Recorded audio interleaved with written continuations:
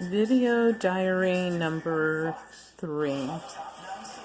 So, as you can see, it's daylight outside. It's actually a really nice day. It's sunny, a little bit cool. The wind is just barely there, which is a good thing because it was kind of weirdly like howling earlier. But my husband came home, slept for a few hours. I think he only slept for like maybe 2-3 hours, and now he's back on the road, headed back to the facility where he works. I stated before, he works in a maximum security hospital, and he is a specialist there. And yeah, fun days. So as I always like to say, we know exactly what we were signing on for as a family. There are good days, there are bad days. And obviously with this epidemic, there are horrible days. And especially when you weren't given the tools to do your job until after a major outbreak. And even after that outbreak, they still did not have the tools. And I'm talking very basic things that they actually had access to. But when you have a CEO who says that you cannot wear a mask and is rationing things that they normally have access to, and also not having temperatures of staff taken at the door before they enter the facility, which is something that doesn't cost anything. You have thermometers, you are a hospital, but you wanted the high-tech thermometers, so you decided to wait. And now there is an outbreak there where multiple patients, staff members have been infected with this virus. The other impact is on, staff that isn't infected. And the reason there's an impact there is because a few things happen. One, you have the people who are just terrified, and maybe they never should have signed on to do these jobs in the first place, and they just decide to not come to work. And I'm talking not about someone who decides to take a couple days or whatever. I'm talking about like long term, I'm not coming to work. And then you have people who have to be quarantined because they came into contact with an infected person, whether it be a staff member, patient, or both, or just being in that unit. If you were close enough to, someone else who came into contact with that individual, now you have an entire disaster when it comes to planning and scheduling staff, because a lot of them legally have to be quarantined for a certain number of days. So what does that mean to the rest of the organization? What it means is they have to pull people from other units to help cover short units. So units that do not have enough staff members, qualified staff members. It also means in some cases they are taking unqualified, untrained in a particular field staff members, upping their level to a level 1, and they are helping to fill in the best that they can. Now, I don't know if those people are volunteers or if they're forced to do it. I have no idea all of the logistics behind that. But, the issue there is now you have people, if something like is set off, that you hope can, have the skills needed to do whatever they're being assigned to do. So that's where we are today, as well as there are other things I could go into, but I won't. And so he's, like I said, he worked last night and even before so the way it went, and I'll just talk about the last few days because I could talk about the last few weeks, but the way it's gone the last few days is he's been working extra shifts or parts of other shifts to help cover. Now he's going in to not only help fill in for a shift, because he works third shift at night, And he's also, of course, going to work his own shift, and he may be mandated and have to work tomorrow, like part of another. So he'll be working almost like 3 shifts in a row. And my thing is, making sure that he has everything he needs to keep going safely and to put my foot down. And he knows I know how to stomp if necessary, to ensure that, his health comes first and safety first for everyone. Our little dog is incredibly sad because she doesn't know what's happening and why her human dad, before he left, he took her out for like a little walk, brought her back in, and she was super happy. And then she saw him pick up his bag, his key, and when she hears the jingling of the keys, she knows that someone's leaving, coming, going, whatever. And then she ran to the door and she just like looked at him like, am I going with you too? So even the dog is sort of impacted by all of this, which is kind of funny. I was going to get Maya in the picture, but of course she looked at me and her eyes kind of glow. So it has like that red demon eye look. And I was like, yeah, I don't think that's the cutest look, Maya. And she's like, I'm sad, Mama. But anyway, that's what's going on so far today. On the news, they did talk about, and this is our state news, they talked about an outbreak at a prison in our state. Hoping it's not the prison where my step-niece works. Wish it wasn't any prison at all. And they did, I should have watched that news report, but I was helping Al get his stuff ready so he could leave. But they were talking about in the little preview, safety measures when it comes to prisoners. But what about the staff? Nobody ever talks about the staff. Are people really that ignorant? I mean, there's staff, and staff goes from everything to, I don't know if they have secretaries or whatever, or assistants, to the guards, to the medical staff that are there, to whatever other things, the people. I don't even know what else happens at prisons because thankfully I don't need to know that. But the thing is, there are a lot of people impacted, and you know what that means. They obviously are going to have to do quarantining, I'm sure, of some of the staff as well as some of the prisoners at that location. My husband, working at a maximum security hospital, in their case, what happens is even more insane because you're dealing with the criminally insane. So, some of them are truly insane, and there are others where it was a better deal than going to a regular maximum security prison. So hopefully things work out today. Hopefully there's nothing new that's, a negative, especially due to the fact that there was a lot of negligence when it came to being proactive about things, as well as just doing the right thing, making the right choices and decisions. Especially some of them were that's a thing that a lot of their staff is up in arms about, is like so many of these things would have been so simple to do. Now, and I have to make a note of this, last night, staff can now bring in their own mask if they want to, because if those masks are better than the surgical masks that they use, then they're allowed to bring in the better quality mask. My husband has the better quality mask. That's why he, made them aware of his situation. And, could he, and the fact that he needed to or should have been wearing this mask just like everyone else around there.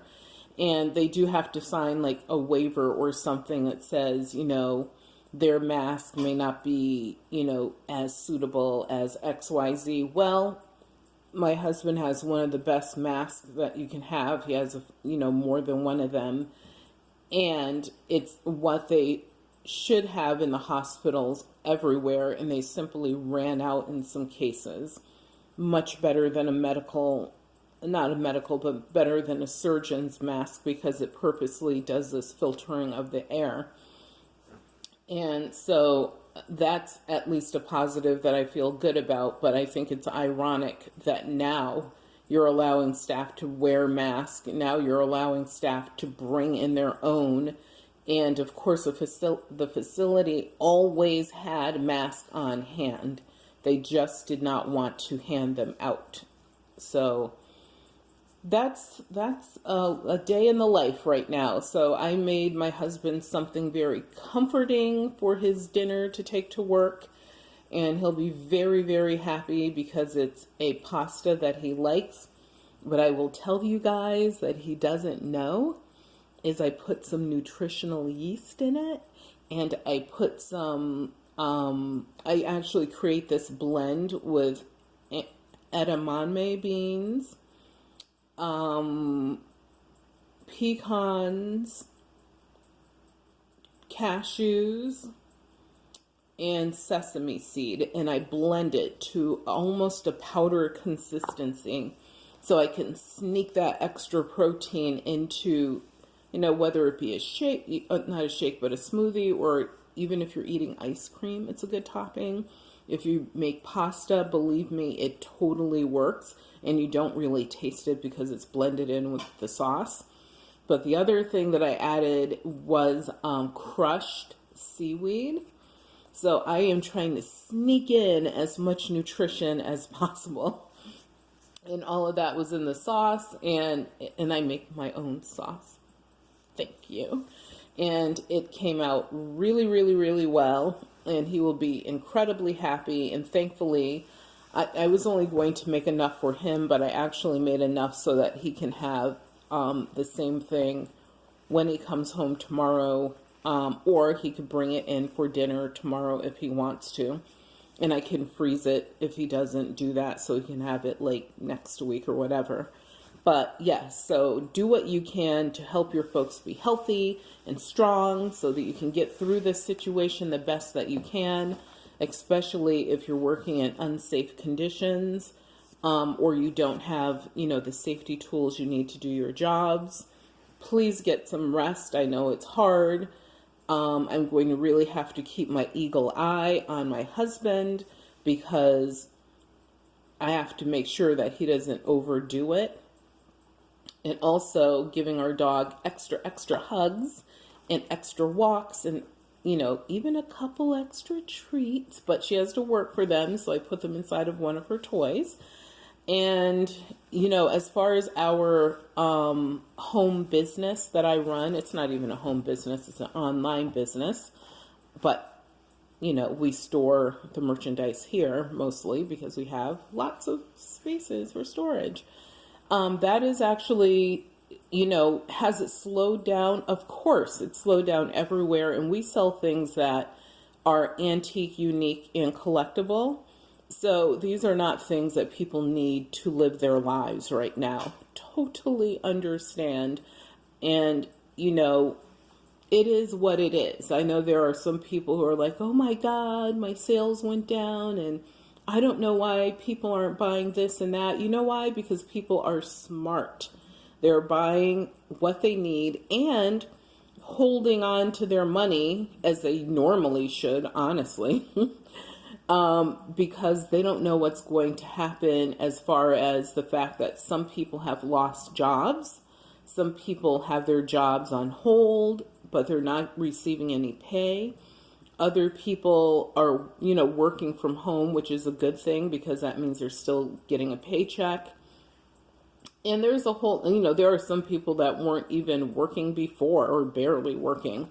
So the thing is, every business out there, just about, I would say probably 70% of them have been hit by this virus as well. You are not the only one. And what you're doing is not as important as a medical supplier. someone, and I'm talking about not stuff that you pulled out of a dumpster and now you're trying to resell it on Amazon or eBay. I'm talking about legitimate medical suppliers. Everything I'm talking about are those people who operate business at the level that I do.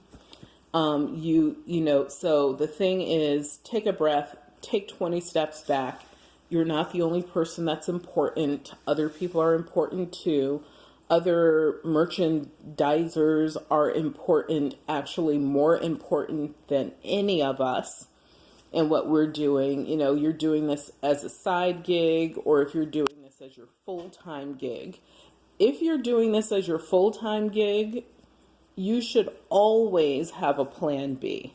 Always. Because anything could happen where, let's say that the internet is 100% hacked, it blows up, it is no good, it's going to take who knows how long to fix it and make it secure again. What would you do? Okay, some people would say I would, sell things at a flea market. I mean, me personally, I wouldn't do that, but I do this, not as our primary income, not even close. And others would say I would, maybe I'm making stuff up now, have tag sales or something, like they would do something else to sell their stuff. I don't know, Craigslist or the like. You should always have a plan B that is outside of reselling, because it is possible that anything could happen. That's another, I told you guys in my previous video, try to find any little tiny sliver, and I do mean teeny tiny, of hope, or find a giant wedge of hope, but find something that's positive in this situation. And one of the things that I found as a positive that I thought about earlier today is the fact that this whole situation might make people relook at what they do financially, whether it's personally or in business. And also, the other thing that I thought about is we always I believe in having a plan B and a plan C. My daughter, I remember once, we had this huge, incredible storm in New England, and I think it was part of Hurricane Sandy maybe, and business was horrible for maybe 2 months. But within a week or so in, our daughter asked me, she's like, "Mom, so what is our plan B?" And I was like, well, funny you should ask. We're already working on that. And then we started this other venue that we were already tapping into, but we knew that if we went fully into it at that particular point, it would be perfect. Unfortunately, but fortunately.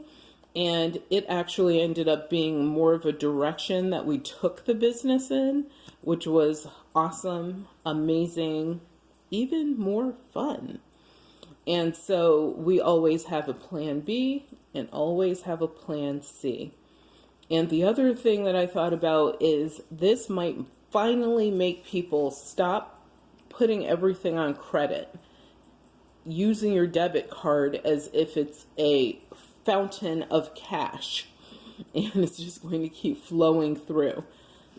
Maybe finally people will start saving money again, investing in less, risky types of, instruments, financial instruments out there.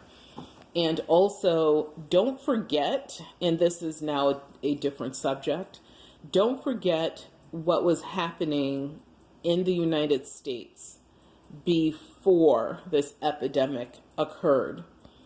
We had senators who had insider information that were raping the stock market because they knew that this was going to happen. So they protected their money and watched yours go to trash. Meaning they're watching you go bankrupt right now. They're sitting over there laughing. They're eating their, Kobe beef or whatever it is they're doing. And they are like, they were already poor already. Who cares? They voted for us. They'll vote for us again.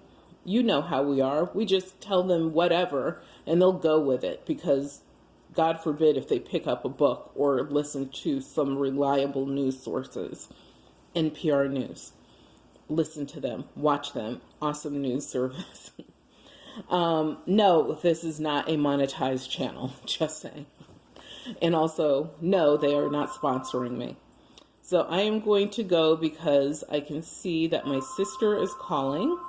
And you guys remember that your health is your wealth, and without your health, you have absolutely nothing. So please, please, please, please, please take care of yourselves and follow the CDC guidelines and whatever your doctors say. Be well.